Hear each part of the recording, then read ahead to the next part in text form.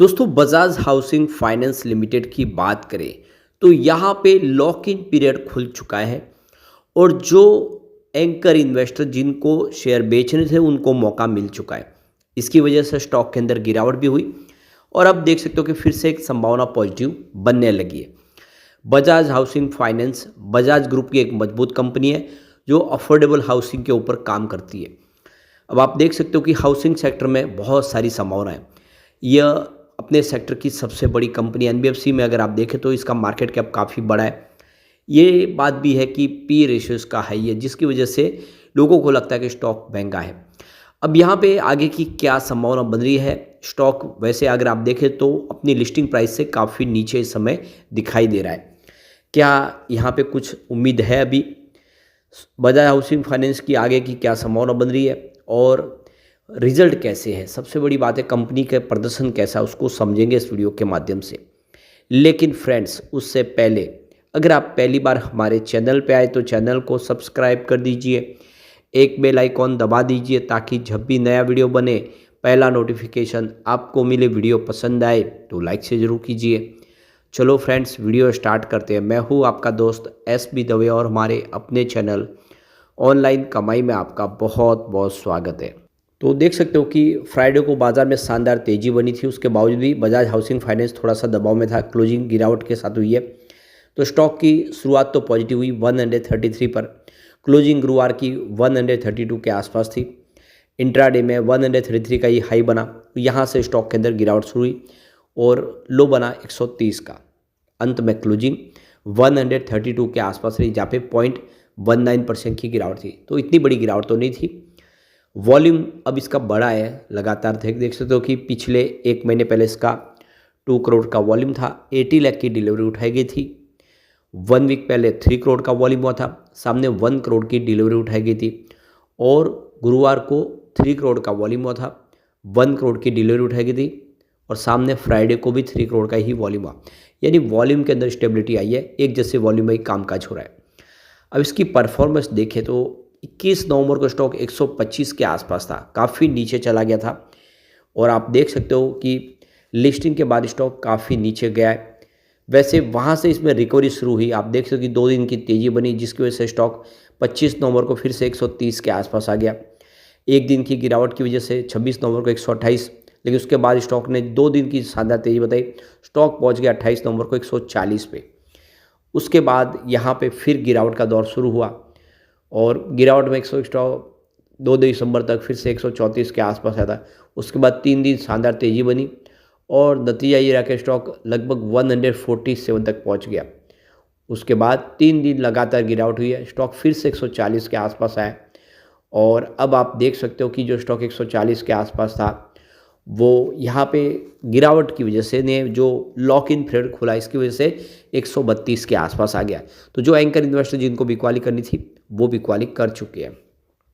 तो Bajaj housing finance के share की जो लिस्टिंग है वो 150 के आसपास हुई थी, लेकिन उसके बाद स्टॉक लगातार नीचे गया। एक बार 188 का हाई बनाया था, उसके बाद आप देखें तो लगातार नीचे ही आया। तो 12.5 करोड़ शेयर बिक्री के लिए आए लॉक इन रेट खुलने की वजह से। और आप देखो कि 12 दिसंबर को इंट्राडे में 6% गिरा स्टॉक। तो काफ़ी जो बड़े लॉक इन पीरियड के तहत जो शेयर लॉक थे उन्होंने बिकवाली की है।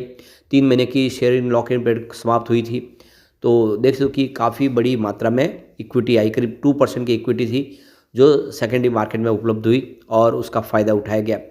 तो प्री आईपीओ निवेशकों के लिए लॉक इन पीरियड अब समाप्त हो गया है, जिससे निवेशक स्टॉक एक्सचेंज के माध्यम से अपनी हिस्सेदारी बेच सकते हैं। कंपनी के शेयरों में 16 सितंबर को स्टॉक एक्सचेंज पर शानदार शुरुआत की थी, 150 पर लिस्ट हुआ था और जो आईपीओ की प्राइस थी वो 70 रुपये के आसपास, 114% प्रीमियम पर लिस्टिंग हुई थी। और देख सकते हो कि इस आईपीओ को बहुत शानदार रिस्पांस मिला था। 6560 करोड़ के इशू की साइज़ के मुकाबले 3 लाख करोड़ से अधिक की बोलियां मिली थी। लिस्टिंग के बाद शेयर में अपनी जीत का सिलसिला जारी रखा और 188 का एक रिकॉर्ड हाई बनाया और उसके बाद देख सकते हो कि स्टॉक काफ़ी नीचे 125 तक पहुंच गया था। उसके बाद कुछ रिकवरी देखने को मिली। तो Bajaj housing finance Bajaj group का एक हिस्सा है जो भारत के सबसे सफल कंपनियों में से एक है। इस समूह में प्रमुख लिस्टेड कंपनियां शामिल हैं जैसे कि बजाज फाइनेंस जिसका नॉन बैंकिंग फाइनेंस क्षेत्र में काफ़ी नाम है। इसके अलावा बजाज ऑटो जो ऑटोमेटिव क्षेत्र की एक प्रमुख कंपनी है।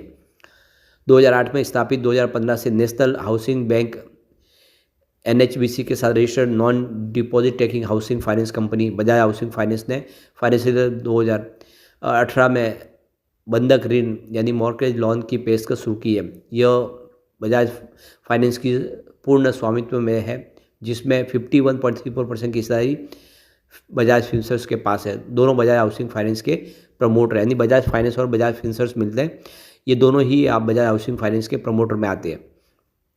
कंपनी ने फाइनेंशियल 2025 की दूसरी तिमाही में एक महत्वपूर्ण उपलब्धि हासिल की है, जिसके तहत इसकी एसेट अंडर मैनेजमेंट यानी AUM में 1 लाख करोड़ के आंकड़े को पार कर गई है, जो पिछले वर्ष की अवधि में 81,125 करोड़ की तुलना में 1.02 लाख करोड़ से ऊपर पहुंच गई है। तो तिमाही के दौरान डिस्बर्समेंट 12,014 करोड़ रुपये के आसपास रहा है, जो फाइनेंशियल 2024 की दूसरी तिमाही में 12,154 करोड़ के आसपास था। कंपनी के Q2 की जो रिवेन्यू है फाइलिंग के अनुसार 30 सितंबर 2024 तक कंपनी ने 3,220 करोड़ रुपये का लिक्विडिटी बफर बनाए रखा है, जिसमें लिक्विडिटी कवरेज अनुपात 220.9% था, जो 85% की नियामक आवश्यकता से काफ़ी अधिक था। कंपनी के ऑपरेशनल कामकाज में सुधार हुआ है। NTI पर परिचालन व्यय करीब Q2 में फाइनेंस 2024 में 22.1% से घटकर Q2 में 20.5% हो गया है, और H1FI फाइंड के लिए यह FH2 से 23% की तुलना में 20.7% रहा है। कंपनी की तिमाही के लिए 546 करोड़ का PAT दर्ज किया है, जो Q2 पिछले साल 451 करोड़ के आसपास था। तो कंपनी का प्रॉफिट रेवेन्यू दोनों ही बढ़ा है।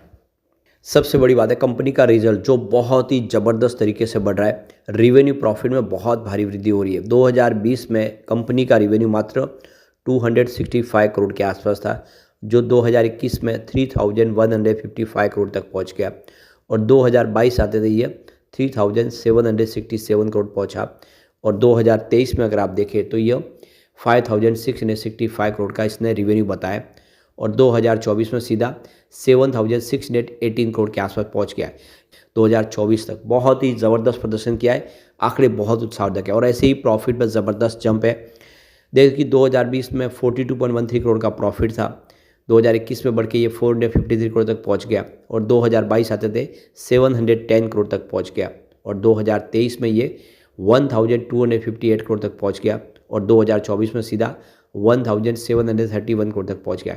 यानी 2 डिजिट में जो प्रॉफिट था 2020 में, वो 4 डिजिट में चला गया। बहुत ही ज़बरदस्त जंप, और ये आंकड़े वाकई उत्साहवर्धक है, और ऐसे ही नेटवर्क बढ़ रहा है। 2020 में मात्र 559 करोड़ के आसपास नेटवर्क था, वो 2024 आते थे 12,234 करोड़ तक पहुंच गया, और ये आंकड़े वाकई उत्साहवर्धक है, जो इशारा करे कि आने वाले समय ये कुछ कमाल कर सकता है। बस यही एक प्रॉब्लम है इसकी कि इसका P रेशियो बहुत ज़्यादा हाई है दूसरी कंपनियों के मुकाबले। इसका P रेशियो इस समय 63.70 के आसपास है, जो इसकी पेयर कंपनियों की तुलना में सबसे ज़्यादा है।